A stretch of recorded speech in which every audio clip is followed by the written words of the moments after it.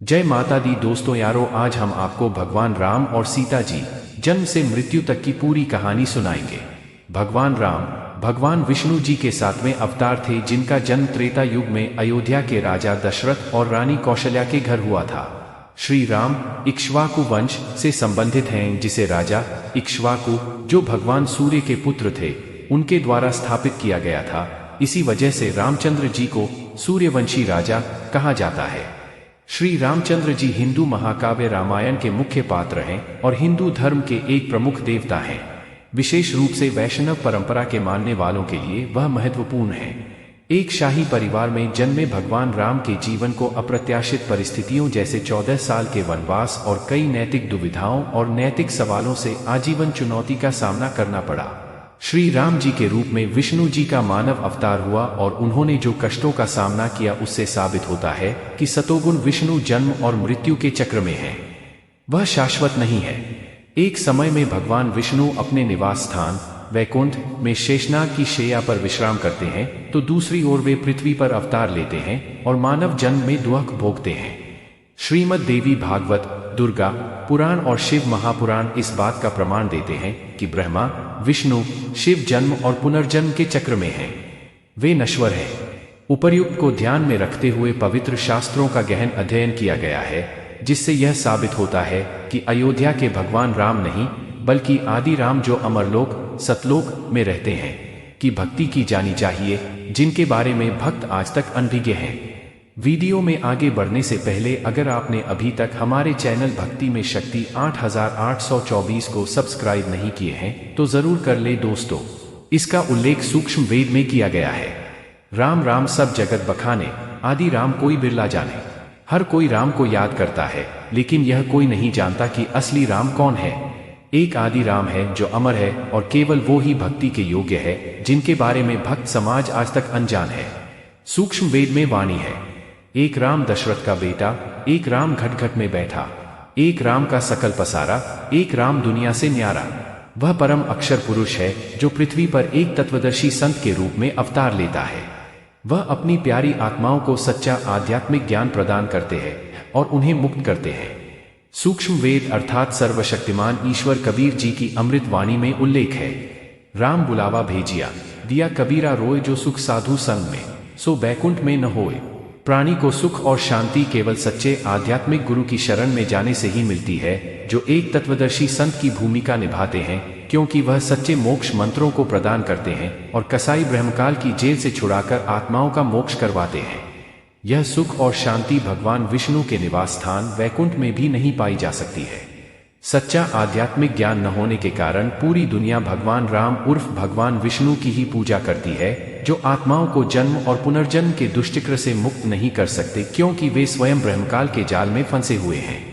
यह लेखन पाठकों को मर्यादा पुरुषोत्तम राम जी के जीवन का अवलोकन कराएगा, जिनकी पूजा मासूम भक्त युगों से बड़ी श्रद्धा के साथ करते आ रहे थे, यह मानते हुए कि वह एक दिव्य पुरुष थे। जबकि महाकाव्य रामायण और अन्य पवित्र शास्त्रों के तथ्य यह स्पष्ट करते हैं कि आदि राम जो परम शाश्वत स्थान सतलोक के शिखर यानी 7वें आसमान में रहते हैं, वे अमर सत्पुरुष ही केवल पूजा करने के योग्य हैं।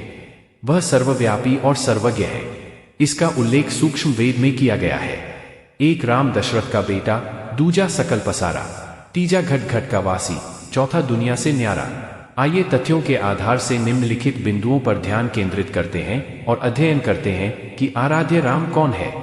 नारद मुनि का भगवान विष्णु को श्राप देना, भगवान राम का 14 वर्ष का वनवास, ब्रह्मा काल का जाल, जब भगवान राम ने देवी पार्वती को पहचाना, भगवान राम का राजा बाली को धोखे से मारना, राम सेतु का निर्माण किसने किया था, भगवान राम या आदि राम ने। गरुड़ ने श्री राम को नागफांस से मुक्त कराया। श्री राम जी ने आदि राम जी की कृपा से रावण का वध किया। भगवान राम द्वारा सीता जी की अग्नि परीक्षा लेना। श्री राम और सीता जी ने वफादार भक्त हनुमान जी का अपमान किया। श्री राम और सीता जी की मृत्यु कैसे हुई? राजा बाली ने द्वापर युग में श्री राम जी से बदला क्यों लिया? क्या श्री राम जी की पूजा से मुक्ति संभव है? पहले आइए हम भगवान राम के जीवन पर प्रकाश डालते हैं और जानते हैं कि भगवान विष्णु को भगवान राम के रूप में पृथ्वी पर अवतार क्यों लेना पड़ा। अगर आप सब हमारे चैनल भक्ति में शक्ति 8824 पर नए हैं तो चैनल को सब्सक्राइब करें और अपने हाथों से ही अपने अपने दोस्तों के पास एक शेयर जरूर करें। दोस्तों, एक बार ऋषि नारद जी ने घोर तपस्या की और उन्हें घमंड हो गया कि उन्होंने विषय विकारों पर विजय प्राप्त कर ली है। तपस्या पूरी करने के बाद वह अपने पिता भगवान ब्रह्मा से मिलने गए और उन्हें अपने उसी विश्वास से अवगत कराया। भगवान ब्रह्मा ने नारद जी से भगवान विष्णु जी से इस बारे में चर्चा नहीं करने के लिए आग्रह किया। क्योंकि नारद मुनि अति आत्मविश्वास और उत्साह में थे, इसलिए उन्होंने अपने पिता द्वारा दी गई चेतावनी के बावजूद विष्णु जी के साथ वह बात साझा करने की सोची, अर्थात पिता की बात नहीं मानी। नारद मुनि अपने चाचा विष्णु जी से मिलने गए और शेखी बखारने लगे कि उन्होंने वासना पर विजय प्राप्त कर ली है और वे आजीवन तपस्वी का जीवन व्यतीत करेंगे।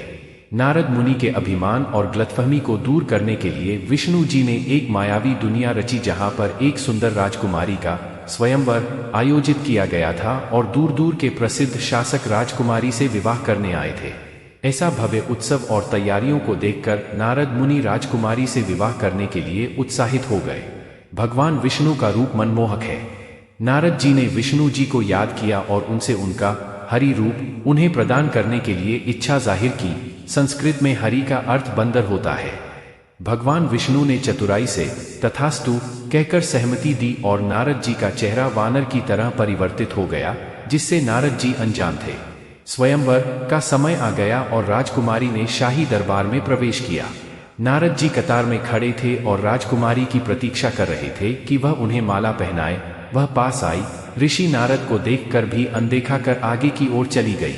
नारद मुनि चौंक गए कि राजकुमारी ने उनकी उपेक्षा क्यों की।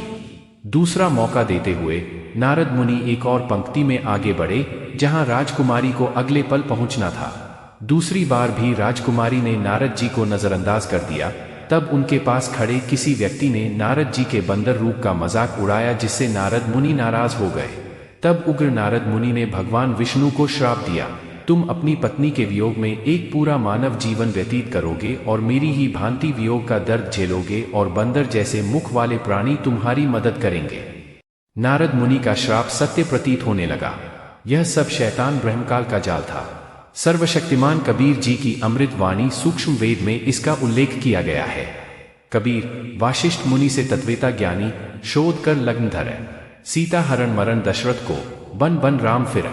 ऋषि वाशिष्ठ जी विद्वान थे, जिन्होंने पूर्ण आध्यात्मिक और ज्योतिषीय गणना की और राम और सीता के विवाह के लिए सबसे शुभ समय निर्धारित किया ताकि वे एक सुखद वैवाहिक जीवन जी सकें। लेकिन कौन जानता था कि अयोध्या के राजकुमार राम और मिथिला की राजकुमारी सीता जंगल में ऐसी दयनीय जिंदगी बिताएंगे जैसा कि पूर्व निर्धारित था। जब राम लक्ष्मण और सीता के साथ जंगलों में कठिन दिन बिता रहे थे, एक दिन लंका के राजा रावण ने सीता का अपहरण कर लिया और राम जी सीता की खोज में पृथ्वी के कोने कोने में भटके। हाथ सुमरनी बगल कतरनी पढ़े भागवत गीता, कहे कबीर काल जो मारे ज्यों हिरणकुंभ सीता। ऐसे ही ब्रह्मकाल धोखा देता है। रावण के मामा मारीची ने स्वर्ण मृग का रूप धारण कर लिया। सीता मोहित हो गई और वह उस मायावी मृग को पाना चाहती थी जो सीता के अपहरण का कारण बन गया। साधु संत माला जपकर और गीता पढ़कर खुद को बुद्धिमान मानते हैं, लेकिन वास्तविकता यह है कि वे सभी अज्ञानी हैं। सर्वशक्तिमान कबीर जी अपनी अमृत वाणी में बताते हैं कि काल जीवों को गुमराह करता है। सीता का अपहरण ब्रह्मकाल का एक सुनियोजित षड्यंत्र था, जिसमें श्री राम एक कमजोर और असहाय पति के रूप में उभर कर आते हैं और भाग्य के हाथों एक कठपुतली बन जाते हैं। कृपया विचार करें, श्री रामचंद्र उर्फ विष्णु जी यह नहीं पहचान सके कि सीता का अपहरण किसने किया। एक पक्षी जटायु ने श्री राम जी को बताया कि लंका के राजा रावण ने माता सीता का अपहरण किया है। जब मैंने बचाने की कोशिश की तो रावण ने मेरे पंख काट दिए। त्रिलोकी विष्णु अर्थात श्री रामचंद्र जी को यह बात पता नहीं थी। इससे साबित होता है कि वह कितने असहाय थे। जरूर विचार करें, क्या श्री राम जी को दिव्य मानव माना जाना चाहिए? क्या श्री राम जी को भगवान की श्रेणी में गिना जाना चाहिए? ब्रह्मा काल का जाल। जब भगवान राम ने देवी पार्वती को पहचान लिया था, जब भगवान राम सीता जी के खो जाने का शोक मना रहे थे, तब शिव जी शिवलोक में देवी पार्वती के साथ अपने बड़े भाई विष्णु जी राम को देख रहे थे। शिव जी ने उन्हें प्रणाम किया। तब पार्वती जी ने शिव जी से पूछा, भगवान आपने किसको प्रणाम किया? शिव जी ने कहा, पृथ्वी पर एक संत के रूप में प्रच्छन्न मनुष्य वास्तव में भगवान विष्णु हैं। उसकी पत्नी सीता खो गई है, इसलिए विष्णु जी उदास है। देवी पार्वती को शंकर जी की यह बातें सुनकर आश्चर्य हुआ। भगवान कैसे रो सकते हैं और कैसे असहाय हो सकते हैं? देवी पार्वती ने कहा, मुझे विश्वास नहीं होता, मैं विष्णु जी की परीक्षा लूंगी। शिव जी ने पार्वती को ऐसा न करने की चेतावनी दी, लेकिन शिव जी के जाने के बाद पार्वती ने सीता का रूप धारण कर लिया और पृथ्वी पर चली गईं, जहां विष्णु अकेले विलाप कर रहे थे। धोखेबाज काल छलिया है, वह बेईमानी करता है, उसके हाथ में सबका रिमोट है। जिस क्षण पार्वती जी श्री राम के सामने गईं, उन्होंने पार्वती जी को पहचान लिया कि वह सीता नहीं बल्कि देवी पार्वती हैं, और उन्होंने पूछा, माता आप अकेली कैसे आईं? शिव जी को कहाँ छोड़ आईं? पहचान होने की वजह से देवी पार्वती बेहद शर्मिंदा हुई। जब वह वापस गई तो भगवान शिव ने आसानी से पहचान लिया कि देवी पार्वती ने उन्हें धोखा दिया है, और दी गई चेतावनी के बावजूद वे विष्णु जी की परीक्षा लेने गई थी। शिव जी नाराज हो गए क्योंकि देवी पार्वती ने उनके बड़े भाई की पत्नी सीता जी का रूप धारण किया था, इसलिए उन्होंने पार्वती जी को अपनी पत्नी स्वीकार करने से इनकार कर दिया, क्योंकि अब वह मां के रूप में सम्मानित हैं। इसके बाद हताश शिव तपस्या के लिए चले गए। माता पार्वती को अपने किए का पछतावा हुआ, लेकिन तब तक बहुत देर हो चुकी थी। वह भी शिवलोक छोड़कर अपने माता पिता के घर पर रहने के लिए चली गई। जब देवी पार्वती अपने माता पिता के घर गईं तो उन्होंने देखा कि उनके पिता दक्ष ने एक भव्य धार्मिक यज्ञ का आयोजन किया है, जिसमें उन्होंने सभी देवताओं, प्रसिद्ध राजाओं, संतों आदि अनेक गणमान्य व्यक्तियों को आमंत्रित किया हुआ है, लेकिन भगवान शिव और उनकी उपेक्षा की। दक्ष ने शिव पार्वती के विवाह से खुश नहीं होने के कारण पार्वती का अपमान भी किया। अपने पिता के व्यवहार से क्रोधित पार्वती अग्निकुंड में कूद गईं और खुद को जला दिया। जब शिव जी को इस बारे में पता चला तो उन्होंने दक्ष के सिर को काट दिया। विचार करें, वही भगवान राम जो यह नहीं जान सके कि सीता का अपहरण किसने किया, और जंगलों में भटकते हुए हर किसी से पूछते रहे हैं कि क्या कोई जानता है कि सीता कहाँ है, और वह देवी पार्वती की पहचान कर लेते हैं जब वह सीता के रूप में उनके समक्ष आई थी। कैसे? ब्रह्मकाल का जाल खतरनाक है। उन्होंने राम को उस क्षण दिव्य दृष्टि प्रदान कर दी जिससे उन्होंने देवी पार्वती को पहचाना लिया। बाद में देवी पार्वती शर्मिंदा हुई। उनके इस कृत्य से शिव जी नाराज हो गए, जिन्होंने पार्वती जी को त्याग दिया और तपस्या करने लगे। पार्वती जी ने आत्मदाह किया, शिव ने दक्ष को मार दिया। काल ने पूरे कृत्य की साजिश रची जो घातक साबित हुई। इस तरह काल निर्दोष प्राणियों के जीवन को बर्बाद कर देता है और उनके खाते में पापों को शामिल करता है जिन्हें उन्हें वहन करना पड़ता है। भगवान राम, जो महाकाव्य रामायण के नायक हैं, वह सभी आत्माओं की भांति ब्रह्मकाल के हाथों की एक कठपुतली बनकर उभरे, और भक्तों का मानना है कि भगवान श्री राम सर्वशक्तिमान थे। सूक्ष्म वेद में उल्लेखित वाणी है, जा पल दर्शन साधु का, ता पल की बलिहारी, राम नाम रसना बसे, लीजय जन्म सुधारी। अर्थ, वह क्षण सराहनीय है जब कोई व्यक्ति तत्वदर्शी संत जो आदि राम का प्रतिनिधि होता है की शरण ग्रहण करता है, क्योंकि केवल सच्ची उपासना की शक्ति से ही काल के जाल से आत्माओं को राहत मिलती है। इस प्रकार मनुष्य का कल्याण होता है। इसलिए साधकों को आदि राम की पूजा करनी चाहिए। गरुड़ ने श्री राम को नागफांस से मुक्त कराया। श्री राम और पूरी वानर सेना ने राम सेतु पुल पार किया और लंका पहुंचे। दोनों सेनाओं के बीच युद्ध शुरू हो गया और श्री राम की सेना पर नागफांस नामक एक हथियार से वार किया गया, जिसके परिणाम स्वरूप श्री राम, लक्ष्मण, हनुमान, सुग्रीव, जामवंत, अंगद सहित सभी सैनिकों का पूरा शरीर नागों द्वारा बांध दिया गया और वे निष्क्रिय हो गए। गरुड़ जी को मदद के लिए याद किया गया, जिसने सभी नागों को मार दिया। तब पूरी सेना और श्री राम बंधन से मुक्त हुए। इसका उल्लेख सूक्ष्म वेद में किया गया है। काटे बंधन विपत्ति में कठिन कियो संग्राम, चिन्हो रे नर प्राणिया, ये गरुड़ बड़ों की राम। संकट के समय गरुड़ जी ने दिव्य पुरुष श्री राम और उनकी सेना की मदद की। तो विचार कीजिए, दोनों में से श्री गरुड़ और श्री राम में से कौन श्रेष्ठ कहलाए जाने योग्य है? टिप्पणी: भगवान श्री राम फिर से एक असमर्थ योद्धा के रूप में सामने आए, क्योंकि इस बार वह खुद को और अपनी सेना को मुक्त करने के लिए श्री गरुड़ जी पर निर्भर नजर आए। श्री राम जी ने आदि राम जी की कृपा से रावण का वध किया। रावण भगवान शिव का बहुत बड़ा भक्त था। रावण ने 10 बार शिव जी को अपना सिर काट कर चढ़ाया और 10 बार ही शिव जी ने रावण को उसका शीश लौटा दिया था और उसे आशीर्वाद दिया कि आप 10 बार सिर कटने के उपरांत ही मर सकेंगे। रावण को मारना मुश्किल था, क्योंकि रावण को नाभि में अमृत होने का वरदान मिला हुआ था। कहा जाता है कि रावण अत्यधिक शक्तिशाली था और उसने 33 करोड़ देवी देवताओं को भी कैद कर लिया था। सीता को रावण की जेल से मुक्त कराने के लिए श्री राम और रावण के बीच युद्ध हुआ, लेकिन राम रावण को नहीं मार सके। तब विभीषण ने श्री राम जी से कहा कि रावण की नाभि में तीर लगने पर ही रावण का वध हो सकता है, लेकिन रामचंद्र के सारे प्रयास व्यर्थ गए।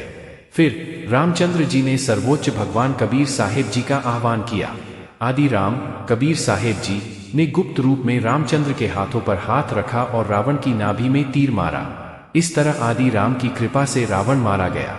जय माता दी। दोस्तों यारों, अगर आप सब हमारे चैनल भक्ति में शक्ति 8824 पर नए हैं तो अपने इस चैनल को सब्सक्राइब जरूर कर ले। धन्यवाद।